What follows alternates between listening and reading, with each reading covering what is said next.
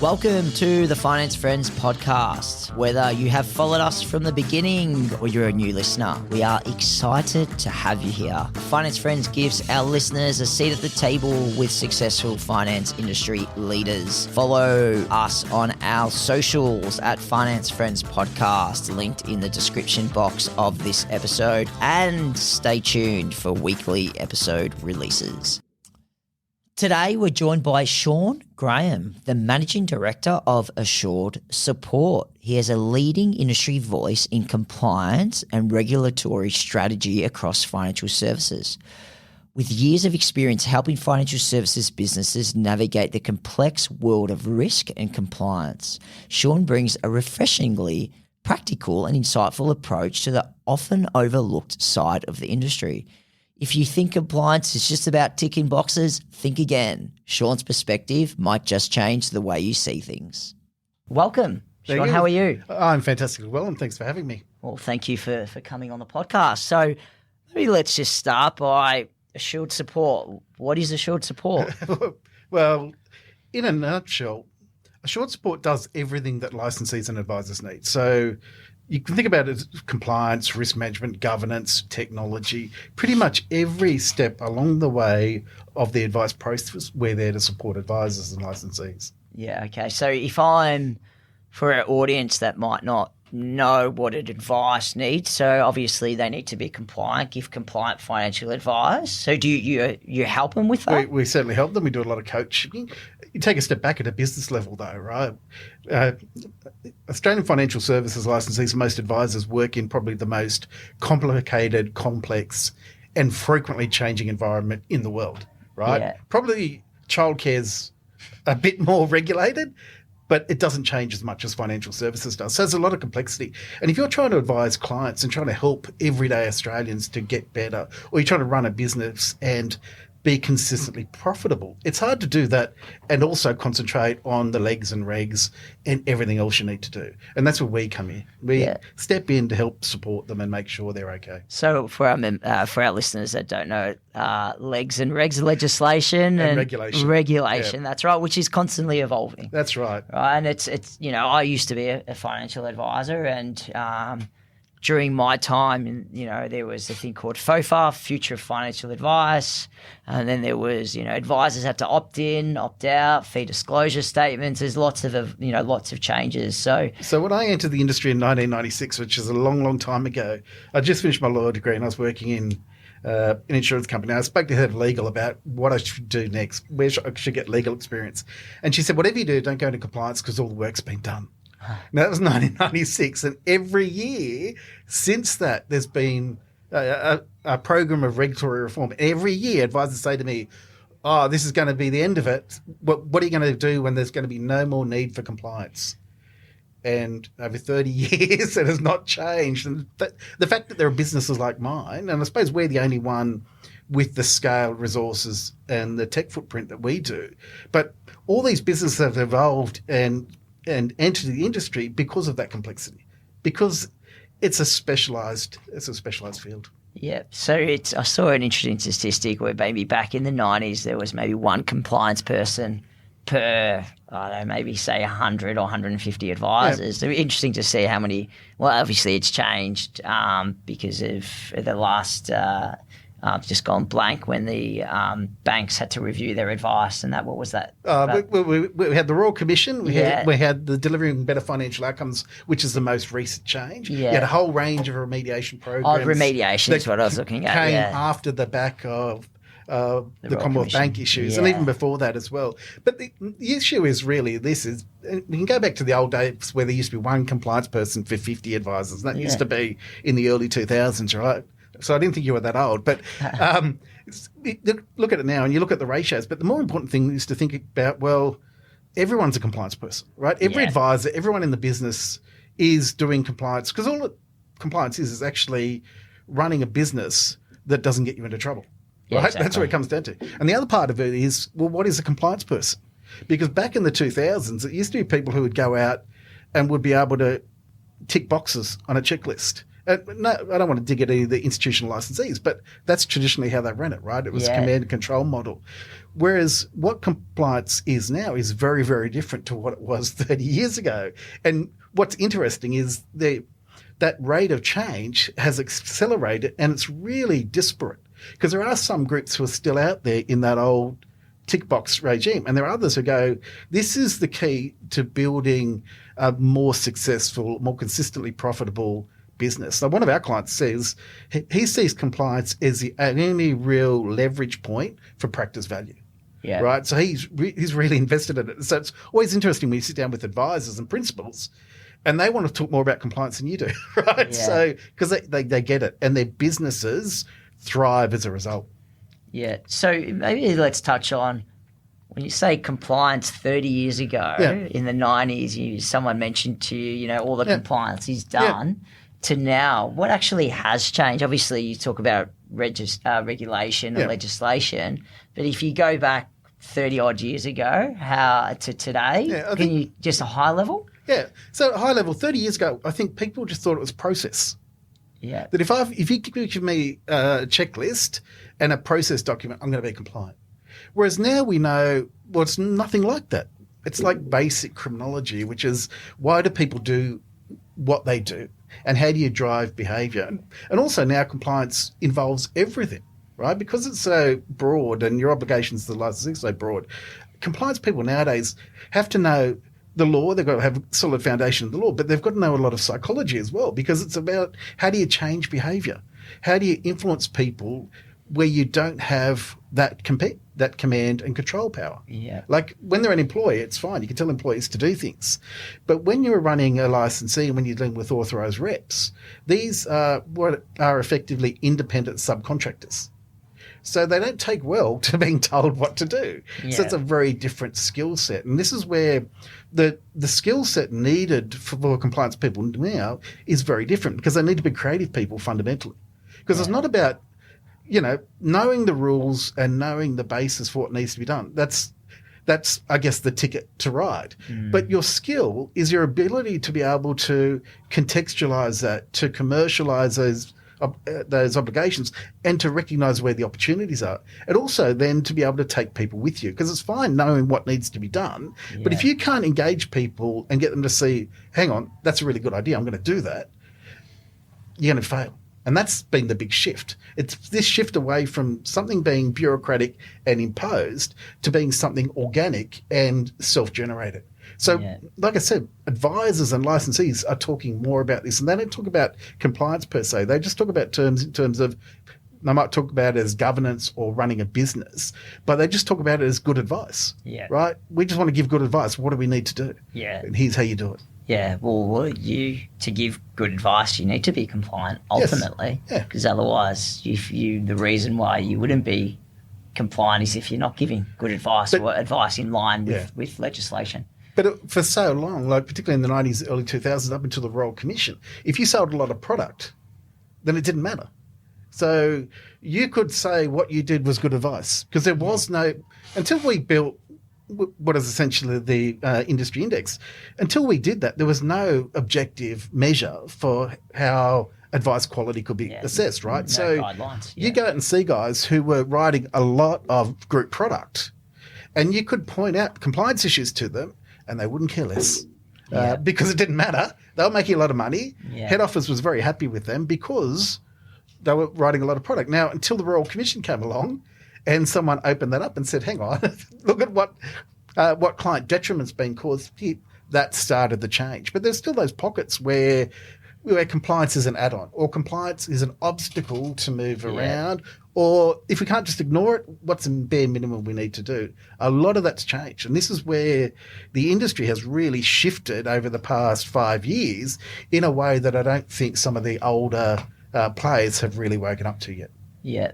So, because obviously there's been a change in education requirements with new entrants into financial advice, as well as existing advisors having to do an ethics course and having to do a financial advisor exam. Yep. Now, do you think, and we've gone from, give or take numbers, 28,000 advisors now to 15,000 advisors nationally, and a lot have gone out of the industry due to changing compliance requirements and education.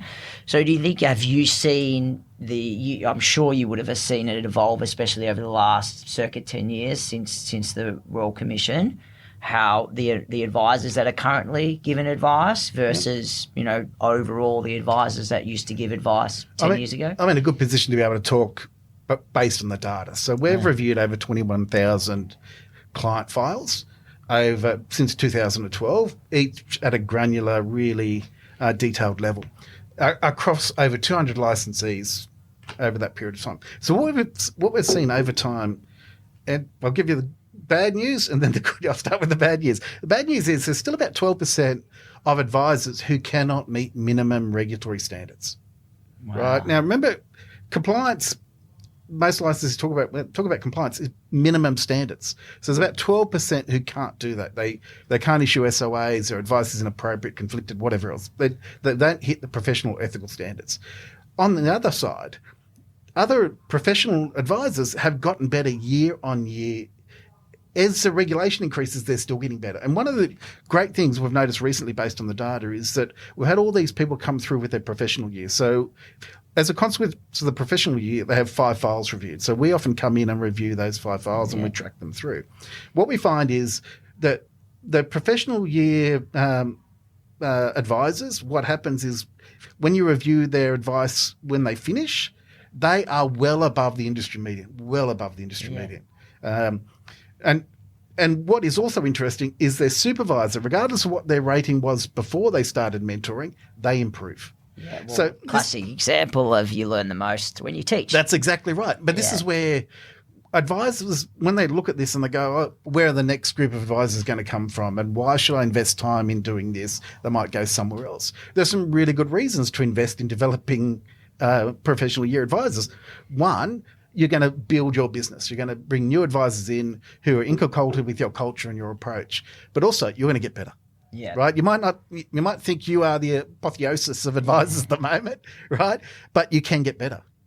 And by having to sit down and explain, well, a man teaches, he learns. It's exactly as you said. While they do that, they're going to get better. So there are so many advantages to do that. And I think that's a really good sign for the profession. If you get the right people in the right culture, and you train and support them, you're going to go great guns. No, that's great. Thank you for sharing. We've spoken a lot about compliance and advice, and that's obviously a lot of what you do.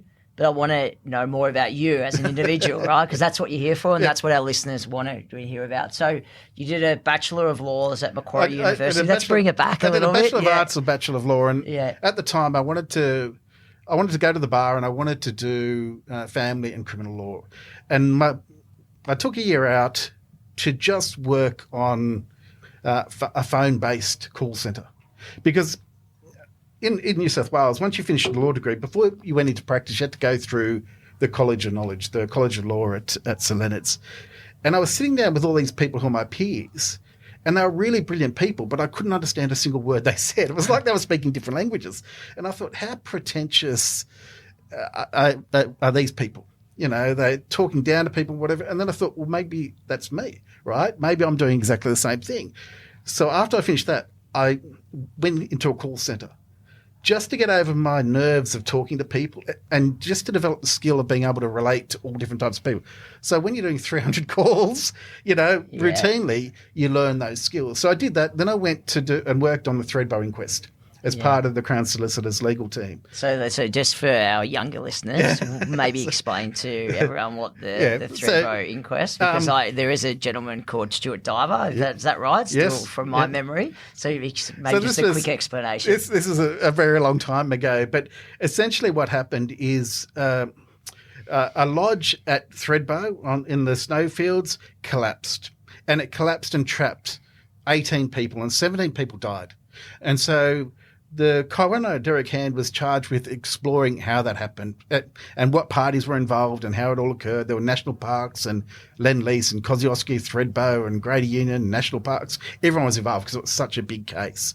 And that went on for years. And while I was working there with the barristers, and they said, well, senior counsel and junior counsel, they said, well, what do you want to do next? And I said, I want to go to the bar and I want to do family and criminal law. because, you know, I'd grown up on Rumpole and LA Law and all that stuff. That's where it was interesting. And the junior barrister looked at me and he goes, you mix with all the wrong sort of people and they never pay their bills. Yeah. He said, if you do corporate law, no one dies and everyone pays. And so then I went into after that, I went into work with one of the big consulting groups. And this was just when the Managed Investment Act had started. So there's the idea that there's a whole new compliance for managed schemes and all these bits and pieces. And that was my introduction to that. I never imagined ever that I would go into compliance. Yeah. I didn't even know what it was. Like, it's one of those industries which it has a name and people think they know what it is, but it's one of those things that has a multitude, right? It could be anything you really want it to be. And that's one of the advantages and the disadvantages of working in compliance is everyone thinks they understand what it is, but no one can actually articulate in a way that makes sense. So from a service provider, it's great because what you find is when you start working with people on what is ostensibly a very simple job, once you build that relationship of trust, then it moves across things and you're dealing with marketing and business plans and sometimes recruitment and all those bits and pieces. You're there just as a trusted source, not driving things, but guiding the decision makers. And that's a really useful and needed function in our industry. And also you say guiding, but it's also influencing because like you said, when I first worked in financial advice, you know, my old boss, and I won't mention this person's name, would say, you know, compliance, they don't get real life, you know, they just tick boxes, you know, we need to be commercial, we need to make money. Yes. So, and that's true, but so do the compliance people. But the compliance people are also motivated to make sure that the business is sustainable. There's no client detriment. I remember I used to work for a big licensee and I was the RM and I set the policies. So one of the policies I set was the gearing policy. So, you know, borrowing to invest. So there's no double gearing. So you couldn't borrow money and then borrow against it to leverage your investment. And the maximum amount you could borrow was 70%. Well, at the time, I was in my office in Sydney and I had people come down, the head of one of the dealer groups, the head of margin lending and my boss would all come to me and explain to me, you know, I was in the wrong. I had to change the position. I was holding them back from business. They were trying to compete with a big business in North Queensland, and they just couldn't possibly do it with these restrictive policies. Yeah. And there's pressure all the time. But the reality is that, as I said to them, you know, a 20% fall in share market value when you're double geared is 100% loss of capital. Yeah. And there is no director of the bank who wants to be chased down the street by a current affair. Yeah. Right? So we're not doing it. Yeah. Now, I still got all that pressure for a long period of time, but what happened was when Storm fell over and it exposed everything. What was interesting is not one of them came back and said, you know what, you're right, thank you very much. It was just forgotten about. And that's part of the lot of compliance people is it's influence, but sometimes maintaining a position against pressure. And that's a challenge. There's a compliance manager we used to work with who used to say that a good compliance manager will not be in their job any longer than 3 years, because after 3 years, their licensee or their employer should get rid of them because they've done everything. They've either built everything and everything's working fine, or they're not achieving anything. So they should be shifting around more frequently. So a compliance manager who's in a job for 20 years, it's probably going to be largely ineffective. And when you look at the ASIC report on the institutional licensees, what did they find is that all these employed compliance people were hopelessly ineffective because they weren't calling anything out because it wasn't in their interest to do so. Yeah. So they wouldn't even criticise you because you could have a word to their boss and that could impact their progress and whatever else. Yeah. And that's... I guess there's a bit of an internal conflict. Oh, that's an incredible... And that's why external businesses like ours work so effectively. It's because we're engaged to do a job, we'll do a job. And I always say to our clients, if you don't like my advice, don't hire me again. Yeah. Right? This is how we do it. We have to survive on our reputation. We stand behind our advice. We stand behind our clients. But that means we're going to tell you if you're doing something wrong. Yeah. And if you don't want to listen, that's fine. That's on you. Yeah. But it's not, that's not how it works. So I've got, listening to what you've said over the last 10 minutes or so, I've got a good understanding of what makes what skills make a great compliance or risk person. So what do you think the most important skills are in being great at risk and compliance. Yeah. Or managing risk and And compliance. it's interesting because, the reason I was talking to you earlier was I've had some incredible bad hires, incredibly bad hires. Because one of the things I always look for is that I always like to work with people I've worked with before, which again is the classic blind spot. And because you don't question things that you should be doing. And this is the great thing about using an external recruiter as a general principle is that they will see through the blind spots that you can't see, right? And often, have you done reference checking? Have you done, oh, no, they're a good guy. I know them, and that's incredibly bad. So what do I look for in good people? One is cultural alignment. Yeah. Do they get what you're talking about? See, if you're interviewing a compliance person, someone who wants to work in compliance, and because I like following checklists, then there's no point. Yeah. Because the law and the legislation and the regulation is evolving faster than most people can cope with. So you need people who are really good on their feet, who can think contextually, who can think commercially, and who can find solutions. Because that's the job of a compliance person, is to find a solution. Sure, identify problems, but then how do we fix it? How do we avoid it happening again? How do we mitigate the damage here? How do we put the client back in the position they should be in? So you need people who are creative people. And often when you talk to advisors, they go, you don't want creative people. That's exactly who you want. Yeah. And you need people, right? Because there's no point knowing what needs to be done if you can't communicate it. Yeah. And we saw this a couple of years ago in the banks where they, in their insurance division, they brought in all these new graduates. And so the SOAs that were going out were excellent. They were fantastic, detailed, and everything in there. There were no sales because the graduates lacked the ability to connect with the clients. So they wouldn't challenge them or raise any issues. They'd just have that conversation with them, go back, and then churn out an SOA that didn't resonate with the client and didn't really identify the issues. Yeah, it's interesting you say that because quite regularly we hear from our clients around, very technical, very smart people, especially with the increase in education requirements for financial advisors, but lack the ability to build rapport with their clients, the EQ to understand the client. So as part of the, I'm a committee member for the FAAA, and we're running an event in the coming months, hopefully before this gets published, around how do you engage your client better? How do you understand your client, and how do you, get them to actually trust you? Yep. And what are the key skills to do that? So we've published a lot of stuff on that particular issue, which is how do you drive engagement as an advisor? Right, because it's one of those really challenging jobs because it requires such a high level of intimacy so quickly. And you can't force it. And yet if you don't get the right level, then the advice is going to be inappropriate. And you're going to do a disservice to your client, but more importantly, expose yourself and your employer to risk. And that's if you get to that point, right? Yeah. You need to actually get the client to engage. Yeah. But you can even fall over before that happens, right? So that whole engagement and the pre-engagement process and the discovery process is often not talked about. And when you talk to advisors about it, they go, "Oh, it's just compliance." No. It's the whole sales process, right? This is where, when you think about what we're talking about, it's about understanding the client and their needs.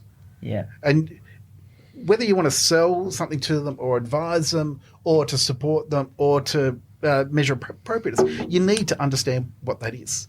Yeah. And so this is where that discovery process, the ability to sit down with clients to get the information you need, to get the relevant information, and also to explore those comments they make, which might get in the way of your sales process. Sometimes clients will say something and you'll move on to the next piece. And this is why a lot of really good advisors, when they'll do the discovery process, they'll have two people there.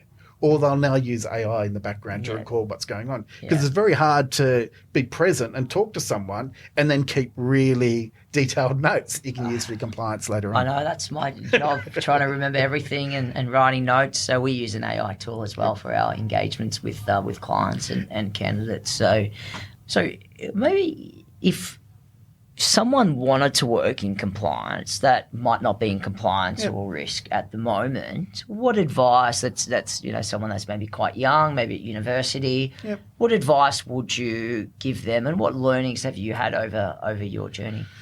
Okay, so the advice I'd give is probably this, is that I spoke to a group of grads recently and I said, find something you enjoy and, throw yourself into it. And one of them said, well, that's probably a high bar to find something you enjoy. Why not just find something that is going to allow you to get through the day? You're not going to kill yourself if you're doing the job. Yeah. When I talk to graduates now, I'm talking about, well, don't worry about what you expect the job to be about, right? If you're coming out of university, you're going to have skills, hopefully, to think and communicate and whatever else.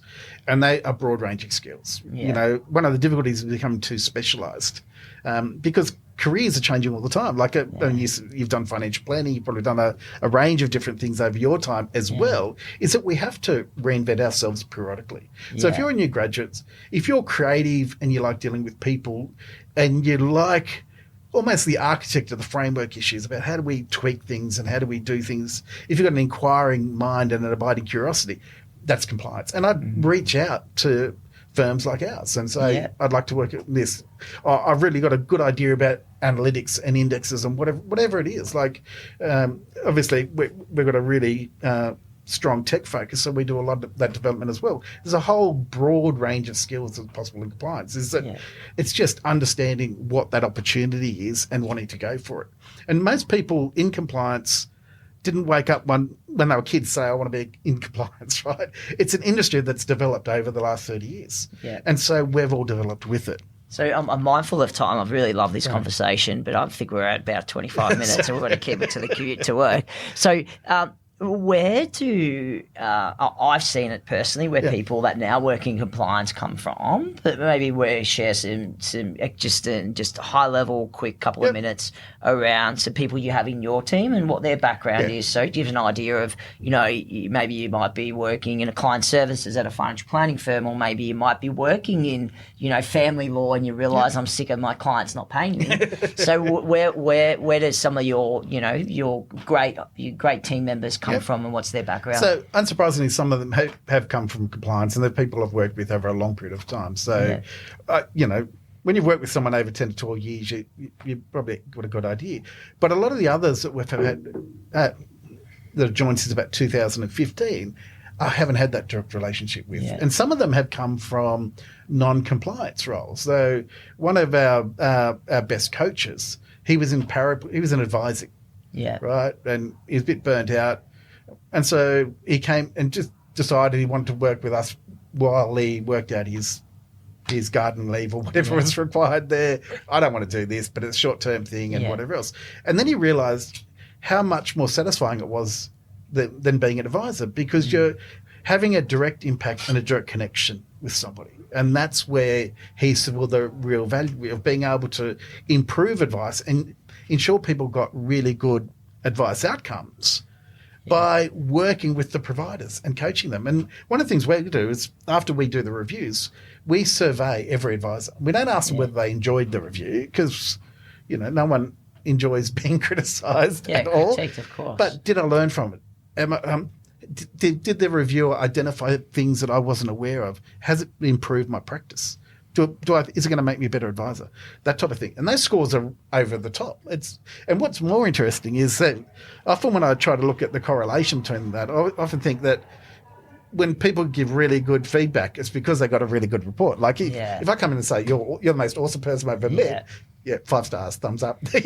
Yeah, it's interesting because, sometimes I'm very mindful of time, but sometimes, when I give advice, I'm very transparent, and my job is I can't get everyone a job, but I can help everyone that I speak to. And sometimes, people are very receptive to feedback, and sometimes people aren't. So, But I think one of the lesson I've learnt from this is that the people who most often get the bad results because they need the feedback and the support, they respond most brilliantly to it. Because being an advisor in a lot of places is pretty lonely. You don't get a lot of support from your license. You've got PD days maybe once a quarter. Yeah. But when you've got questions or just interactions, you just don't have it, right? You're expected to do it all yourself, and it's really complex, and it's intimidating, and it's challenging. And I think when they get that feedback to say, here's what you've done wrong, here's how you can get better, they appreciate it and they learn from it and they get better. And that's been the great testament to the resilience of the financial planning and industry. obviously, you're in the coaching game. I'm in the coaching game too, to a degree. And the people that you are actually able to help and give that, and they can use that to become better professionals,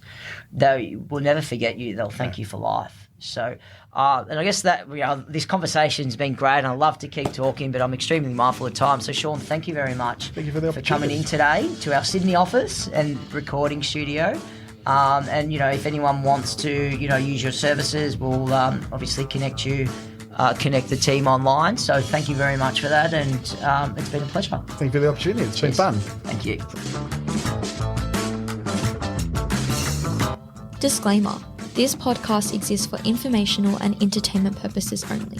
The personal opinions of the speaker and guests do not represent the view of any other party.